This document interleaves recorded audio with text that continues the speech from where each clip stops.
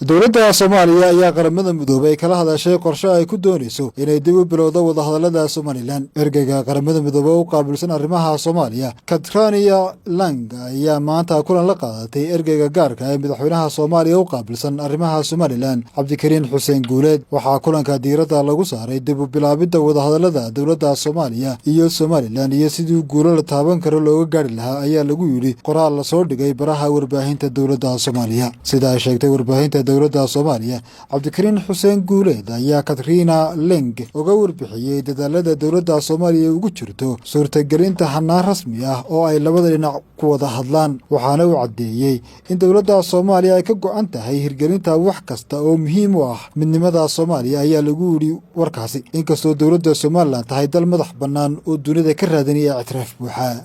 sida laga soo xigtay warbaahinta dowladda Soomaaliya, wakiilka qaramada midoobay ee Soomaaliya ayaa dhankeeda soo dhaweysay dadaalada Soomaaliya waxayna ergeyga u muujisay isgarabtaag buuxa iyo inay qaramada midoobay diyaar u tahay ka qayb qaadashada iyo ka gaadhista wadahadallada Somaliland iyo Soomaaliya. Wadahadallada Somaliland iyo Soomaaliya ayaa hakad ku jiray in muddo ah, waxaana loo arkayay in ergeygu uu madaxweynaha Sheekh u magacaabay arrimahan ka shaqayn doono sidii dib loogu bilaabi lahaa wadahadalladaasi.